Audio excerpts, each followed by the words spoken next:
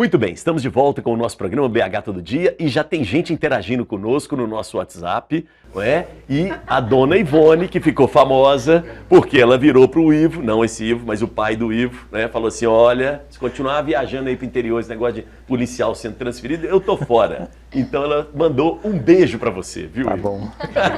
É ativa mesmo, hein? Mamãe é? Caramba! E ela mora em Santa Teresa? Não, hoje ela mora no Santa Lúcia, Tá. né?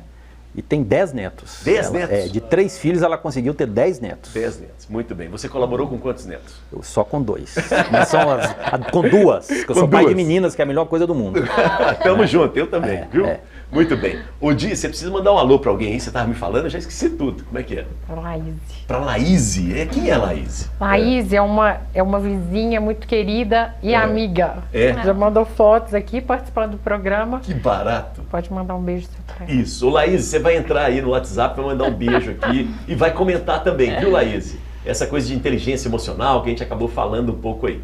Mas o seguinte, eu queria saber de você, viu, o Felipe? Ele falou da questão dos homens, que nós temos dificuldade de nos abrir, de conversar sobre as nossas emoções. Você passa por isso também? Como é que é? Cara, eu acredito que a vantagem de ser criado por mulheres tem um pouco dessa vantagem, né? Olha Sou um homem que fui criado com vó, com tia. E é muito engraçado, só tem 2 anos que eu conheço meu pai biológico. Olha. E num processo muito interessante que foi pós-terapia. Sim. Então, assim, até mesmo essa coisa do contato com a terapia, Te ajudou. muito. É isso que o Ivo falou, assim, né? A gente sozinho não se conhece, é muito difícil. Né? Então, assim, até isso é tabu, né, entre homens, né? Essa coisa de fazer terapia, de conversar sobre outras coisas fora assunto sobre a que gente, é trivial, cara, sobre a gente mesmo. Né? Essa coisa que o Ivo falou é muito importante de você comunicar, né? Comunicar sentimento. Mas antes de você saber qual que é o sentimento, isso é se é raiva mesmo, se é uma tristeza, se é decepção, se é tristeza, se eu tô alegre, feliz. Por muito tempo foi tabu. Eu acho que assim, a geração depois da minha, vou fazer 40 anos. Eu acho que de agora para frente, eu acho que isso está um pouco mais dentro do cotidiano mesmo, né? Então você tem toda a estrutura social mesmo ajudando nisso. Então você tem escola, você tem o próprio rolê mesmo, né? Então de falar mais sobre isso. As músicas também, então você tem... Antigamente era um pouco, igual ele falou da Rapa, né? Era um pouco mais duro, assim, essa Você falou coisa, de música, sabe? Vamos entrar na Lagoinha. Lagoinha é um lugar boêmio por natureza, né? Sim, sim. Lagoinha, a gente está falando do berço da cidade, Belo Horizonte, né? A gente está falando de um lugar que... A gente está falando de 124 anos de cidade. A gente está falando do lugar que as pessoas que vieram construir a cidade, ocupou aquele lugar. Pedreira Prado Lopes, o bairro Bonfim, a própria Lagoinha. População então, você negra. Tem população negra, síria, italiana, portuguesa. Então você tem ali, dessa mistura que sai aí a alegria da cidade, né? Porque você tem um lugar que tudo de primeira acontece ali. Então, a primeira escola de samba nasce na Pedreira, primeiro bloco de carnaval, primeira corporação musical, que é a Nossa Senhora da Conceição. É mesmo? Isso. Então, eu até trouxe para você de presente o livro do meu vizinho, companheiro Daniel Queiroga, nascido lá, descendente italiano. E ele são 7 anos de pesquisa, ele fez um dicionário toponímico sobre o significado das ruas da Lagoinha. Que barato. E por aí, isso que você já vem com a Itapecerica aí, decorada certinha. E aí é isso. A Itapecerica, por exemplo, foi um homem né, que infelizmente a gente perdeu o Tonhão. O Tonhão era um comerciante de mais de 35 anos de rua Itapecerica. Ele que me explicou, me contou o que era. Qual o comércio Itapecerica. O comércio ele era topa tudo misturado com o antiquário. E o Tonhão isso é a cara da Lagoinha. E é muita saudade, assim, sabe? Eu me lembro do Leguedê das roupas ali também. Sim, a Gigi, né? Sim. Antiquário também. Então, assim, conectar, inclusive, hoje, eu falo muito de inteligência emocional com meus amigos. Porque a gente está lidando com uma realidade muito dura, né, Elias? Sim. A gente está lidando com uma... a pressão do caos social instalado por conta de intervenção de outras pessoas E a gente está falando de vida, né? A gente está falando de pessoas morando na rua, a gente está falando de droga, a gente está falando de um outro tipo de... E ao mesmo tempo um lugar mágico, né? E a gente está lá fazendo turismo, a gente está levantando essa história aí para as pessoas conhecerem. Olha aqui, a Lagoinha realmente é um negócio muito popular. Ele não se identificou, mas mandou uma pergunta aqui no nosso WhatsApp. Gostaria que o Felipe falasse sobre a história da loba que fica em uma das mansões da Rua Itapecerica. Da Rua Itapecerica, que é justamente a Casa da Loba. A Casa da Loba é um lugar que foi uma casa do João Abramo, da família do João Abramo, tradicional, veio da Itália e ele era de Roma. E aí, para homenagear Roma, ele colocou lá no alto da casa aquela loba que dá de mamar ao Rômulo e Remo. E aí é isso, assim, os mais antigos contam que tinha... A galera passava do outro lado da rua com medo da loba. Lá era um lugar de muita festa. Tinha festa e etc. Então, assim, JK frequentou a Casa da Loba, que era os eventos. Então, quando fala loba, associa com prostituição, que a Zona Boêmia também tinha muito isso ali na Lagoinha, né?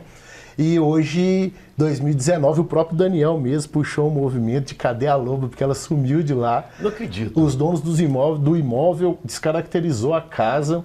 E tem um caso muito curioso, que essa Casa da Loba foi um dos primeiros... eles conseguiram destombar na justiça esse imóvel. Eu não sabia que existia essa possibilidade. E aí a gente fez um movimento 2019 para tombar a Casa da Loba. Retombar, na verdade. Hoje ela é tombada. Ele deu um jeitinho brasileiro. E aí, assim, é isso. É um pouco aí do patrimônio que a gente tem aí. E se a gente deixar, acaba. Mas vocês conseguiram? Conseguiu tombar. Eu falei muitos que a gente não conhece. O que tem na casa hoje? Ela fica fechada? Hoje a casa, a parte de cima dela, que é onde tem o sobrado, hoje ela está descaracterizada. E aí, na parte de cima, hoje não tem nada, é uma construção antiga, e embaixo mora uma família que toma conta da casa. E lá, na verdade, nessa casa é um complexo de 4 casas. Uma delas está o Antiquário da Gigi, que é um dos mais famosos da cidade, né? E tá lá. O que sobrou hoje, nós temos 6 antiquários na Rua Itapecerica. Já chegou a ter 25 antiquários. Puxa vida, hein? Ó, tem mensagens aqui agora no YouTube. A Usla Peixoto, nossa, que linda essa de verde claro, muito elegante. Olha só. É sobrinha, gente. Mas é isso. Ué, mas é assim que começa. Os fãs começam em casa. Um grande amor da minha vida, mandou um beijo pra você, viu? Isso. E a Luísa Marques manda um beijo pra você, viu, Ivo? Um beijo da Chu, né, a todos do programa. Manda um beijo pra mim, aí pedindo, a Usla também pedindo para você mandar um beijo para ela, essa coisa toda, né? Por aí vai. Vamos aproveitar aqui. Pamela, eu queria te colocar um pouco no papo. Muitas histórias a gente ouviu aqui, né, da Lagoinha. Essas histórias estavam na boca das pessoas, né, no dia a dia. E aí, de repente, o Daniel faz um livro, registra. Vamos falar um pouco sobre isso? Qual que é a importância? Primeiro, o que é um livro, quando a gente pensa assim, né?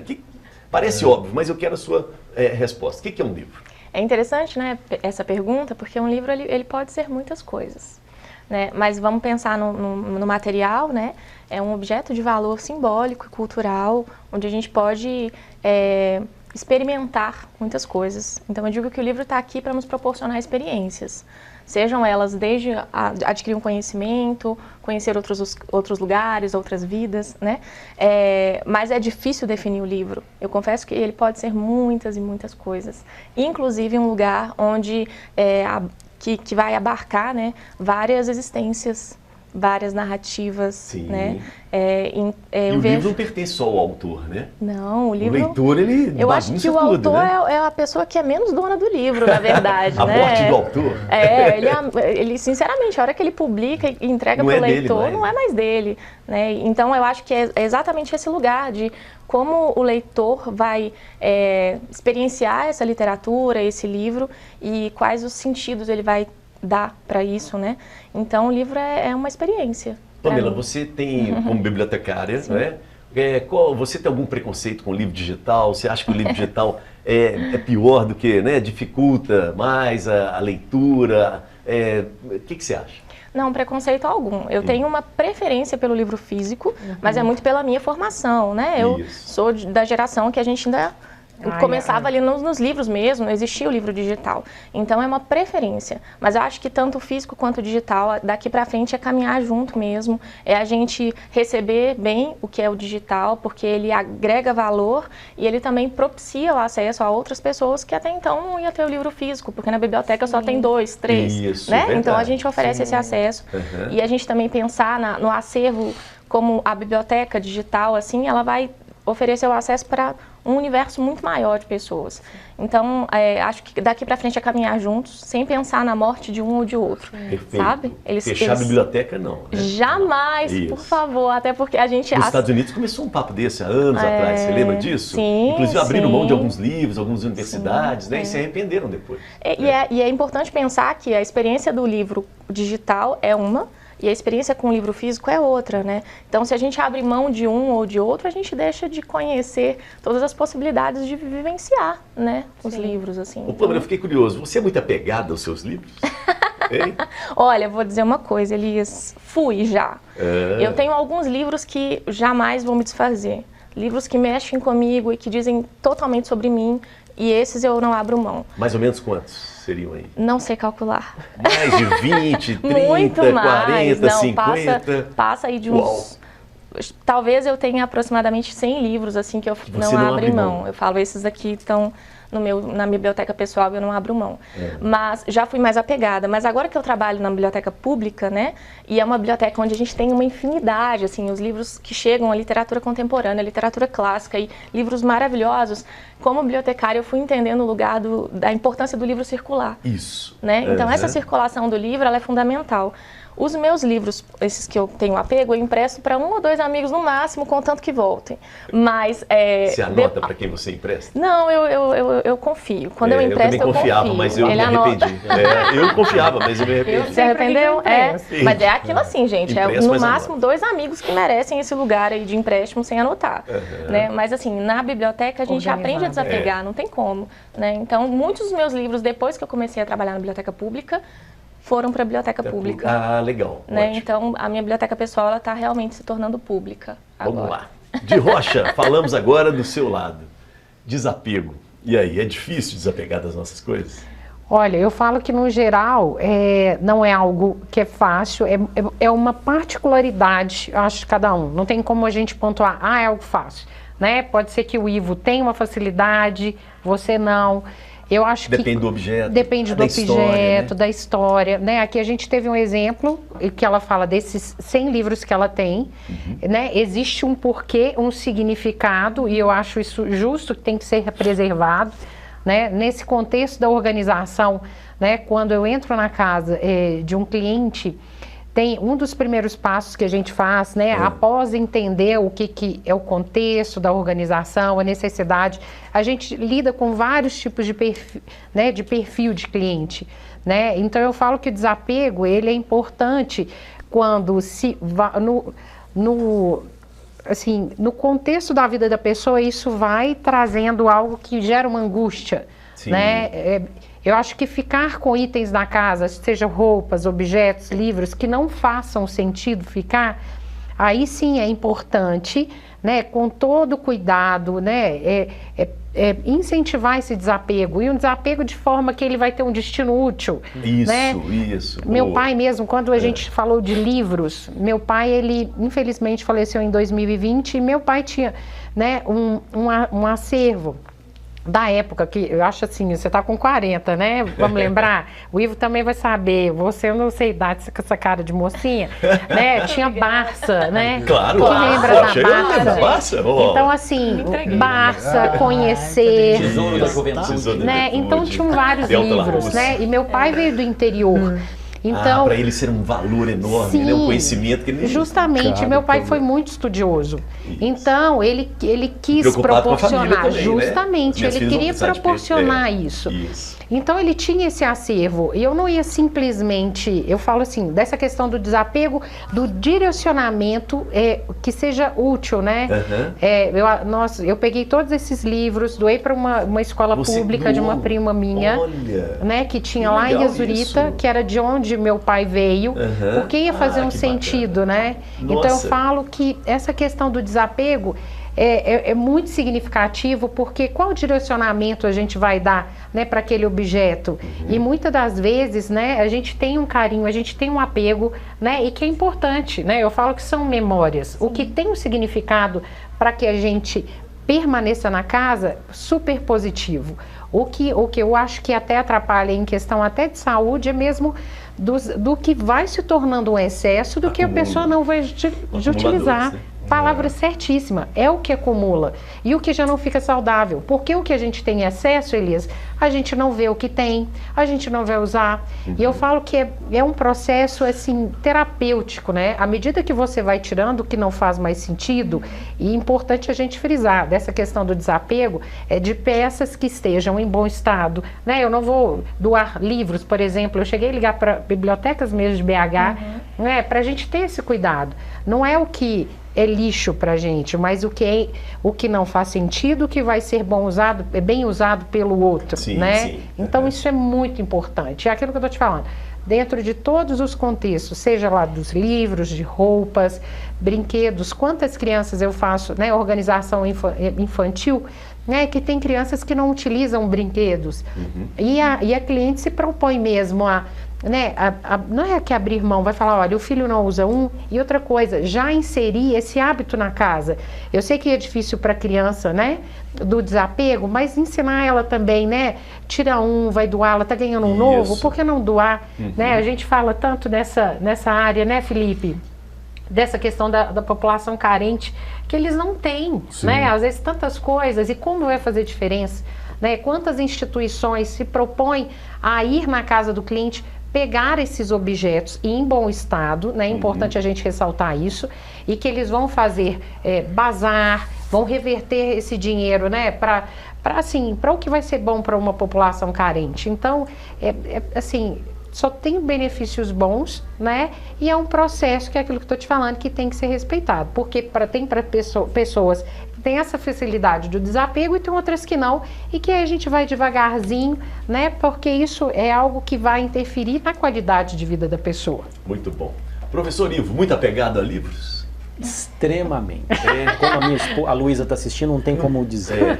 Eu acho que ao longo da minha vida, por questão de espaço, eu descartei livros meus em 2 ocasiões. Doou? O que você fez com os livros? Não, doei. Postei no meu blog e falei todo ano. O problema é que eu tinha muito livro técnico. Eu formei em computação, eu vou entregar a idade, né?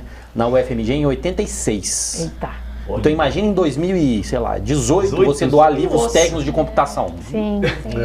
Mas teve um ou outro que quis para guardar. Claro. Entendeu? E teve uns 2 ou 3 que não. Isso aqui foi a minha primeira linguagem de programação. Eu não vou dar de jeito nenhum. Tá guardado. Aí eu acho que na segunda rodada não tinha mais espaço. Porque eu tenho muito livro e pouco espaço. Eu sou apaixonado por livro. Adoro comprar livro. Mas isso que tá, você gosta, você tem os livros que você gosta, tem um sentido, então eu acho que é válido. Eu quero até te perguntar uma coisa depois. Você tem muito contato para essa questão de doação de livros para a biblioteca? Diariamente a gente recebe, e aí a gente só coloca esses critérios, e um dos critérios principais é que o livro esteja em bom estado de conservação, né? Porque é isso, ter esse conceito do que não é bom, não faz sentido para mim agora, mas é um material que dá para ser usado ainda por outros leitores. Então, um dos critérios é esse, mas todos os dias a gente recebe doações de livros. E aqueles que precisam, vamos supor, os de direito, por exemplo, que as matérias se atualizam o tempo inteiro por causa das leis. Como que funciona? Eu estou até tendo essa liberdade de perguntar, porque é informativo para quem assiste. E assim, eu como profissional de organização, eles têm que estar munidos de um máximo de informações. Isso, para argumentar bem. Para argumentar, e outra coisa, né, para direcionar o cliente da melhor forma. Essa questão da biblioteca mesmo que você falou, né? Eu cheguei a entrar em contato, né, que a gente fala do bom estado de conservação. E é para a gente passar para as pessoas que nos assistem também, quanto que tem esses livros que precisam dessas constantes, né, que atualizações, né? Como que vocês procedem? Olha, é simples, assim, a orientação técnica é que os livros que não têm uma informação que vai ser utilizada mais, reciclagem. Sim, né? Então, assim, é um desapego, assim, claro que eu entendo a sua primeira linguagem da computação e faz sentido para ele. Mas uma vez que ele não vai usar e mais ninguém e já atualizou essa informação, a gente utilizar esse papel para outra coisa, né? E não necessariamente descartar, jogar no lixo, mas reciclagem. Na biblioteca a gente aprende a fazer isso com muita tranquilidade, assim, sabe? Muito bom. Ó, tem muita pergunta, muita interação, na verdade, né? Adoro andar de bicicleta na Lagoa da Pampulha. Falou aqui o Caio Braga e que mandou um beijo pra você de Rocha. Você tá aí, ó, atrás da Pampulha. Caio Braga Rodrigues. Se vire com o Caio Braga agora. Caio, é o Caio. Isso, e beijo, muita gente. Caio Isla. Muito bem, legal demais. Deixa eu aproveitar aqui também, ó. Sou Salu Michalik, irmão do professor Ivo Michalik. Belo Horizonte é novo, né, Salu? Esqueceu de falar do pizzaiolo, do xodó. Era ele quem me levava sempre para treinar e jogar futebol no Olímpico. Obrigado por me acompanhar, meu irmão. Aqui, ó. Por último, lembro da Brasília do papai, que colocamos um escudo do América e outro do Galo. Olha que Brasília democrática. Olha que barato aí, ó. O Salu lembrou de você. Lembrou. Muito Tô sentindo falta da minha família aí. Muito bom. Eu queria chamar agora um vídeo que nós temos, né, da Lagoinha. Vamos apresentar um pouco a Lagoinha e depois a gente volta para conversar um pouco mais sobre esse lugar especial de Belo Horizonte. Vamos lá, maestro. Você sabia que o tradicional Copo Lagoinha está completando 75 anos? É, meu amigo, e para celebrar esse marco histórico do copo mais famoso de BH, o Circuito Lagoinha preparou uma programação especial que vai rolar nos dias 21 e 23 de outubro. A Casa Rosa do Bonfim e o Galpão 54 serão palcos desse grande evento que contará com feira gastronômica dos produtores locais, shows, apresentações artísticas e muito mais. E o melhor é que a entrada é gratuita mediante de retirada de ingresso. Não dá pra perder essa, né? Então já marca nos comentários o @ que precisa ir com você. Muito bem, olha aqui, ó. Lindo copo Lagoinha. Está com água. Aí, água. Muito legal. 75 anos? 75 anos. 1947, o Joaquim VII Vaz de Melo, seu Quinquim Vaz de Melo, ele um comerciante. Um comerciante tradicional. A mercearia dele ficava ali na Itapecerica, perto da Contorno. Ainda tinha a Praça Vaz de Melo. Foi o primeiro a vender esse copo aqui. Ele era fabricado em São Paulo. E aí ele vendeu aqui, né? E tinha lugar melhor para esse copo cair aqui? Não tinha lugar. Copo americano? O nome Copo dele? americano. Na verdade, o molde soviético. O molde soviético? A máquina que produz americana chega em Belo Horizonte só com código. Ele chega com o código 2010. Por isso que o aniversário é 20 de outubro. Ah, não, gente, para com gente, isso. Olha só. O mundo é um ovo, não é só Belo Horizonte. Por isso, não. E aí cai na Lagoinha o copo do bairro Lagoinha, porque era só vendido lá. Só era vendido no bairro Lagoinha. Mineiro gosta de comer a palavra, virou copo Lagoinha. E aí é isso, né? O que a gente trabalha, eu sou publicitário. Isso. Né? E você é embaixador também. Também embaixador do copo. Embaixador? Que é isso, assim, é usar a criatividade ao nosso favor, né? E quando a gente conecta com essas histórias e etc. Quando eu saquei, cara, qual casa de Belo Horizonte não tem um copo Lagoinha? É verdade. Não. Agora, quantas pessoas sabem o que é e conhecem a Lagoinha? É verdade. Então, o copo é o elo da cidade com o bairro. Boa, muito E aí boa. é isso, né? A gente conseguiu ter mídia com isso, né? Perfeito, a gente conseguiu provocar a cidade. A gente tem um grande projeto de requalificação da Lagoinha que tem várias camadas, muita gente participando disso, poder público, empresa, né, os moradores, né, é uma área muito grande da cidade de Belo Horizonte. A gente está na região noroeste, perto do centro, então são 7 bairros que compõem a região da Lagoinha, cerca de 35 mil pessoas, várias peculiaridades como o conjunto IAPI, por exemplo, que são 954 apartamentos, mais de 5 mil moradores, né? Mais populoso que mais de 126 cidades de Minas. Minha mãe, quando chegou de Goiás aqui, ela ficava louca, ela queria morar lá. Mas... Gente, esse programa tá muito divertido. E aí, só faltou aquele torresmo do lado dela, inclusive. E aquele limãozinho em cima dele, lá uma hora Vegas, dessa. né, que tá lá com... Mas espera aí. Mas nem tudo é alegria, é felicidade na Lagoinha. Não. Porque eu me lembro nos anos 80, quando construiu-se aquele complexo ali, o bairro foi meio isolado do centro, né? E é isso, né? A gente tá com alegria, com criatividade, com movimento para resolver problema. Esse problema é da cidade, a gente está conseguindo comunicar que esse problema é um problema da cidade, né? Quando eu falo que o problema da cidade, lógico que eu não estou falando do individual, isso, né? Claro. Eu estou falando que quando você não se propõe ir a um lugar sem conhecer, é o que a gente fala, né? Você não ama aquilo que você não conhece. Né? Então, quando você... não vou passar ali porque ali eu tenho... Mas por quê? Mas nunca foi. Eu não como jaca, mas não gosto. Assim, eu nunca... Né? Então é uma forma de reflexão mesmo, da gente, da nossa relação com a cidade, né? Qual que é a nossa relação que a gente tem com a cidade? E acabou que é isso, né? É um lugar totalmente integrado ao centro, né? Você tinha uma praça, o lugar onde as pessoas se encontravam, né? Você tinha ali, e isso de uma hora para outra acaba. Com aqueles viadutos, aquele complexo viário de viadutos, e etc. E aí você tem toda uma conjunção de fatores, né? Que é o aumento da população chegando do interior, né? Você tem um lugar que ainda tinha pensão, de estadia barata. Isso. Infelizmente, rodoviária ali perto, né? Anos 90, né? Presidente Reagan nos Estados Unidos declarando guerra às drogas e o crack chegando em Belo Horizonte e etc. Então você tem uma conjunção ali e é isso.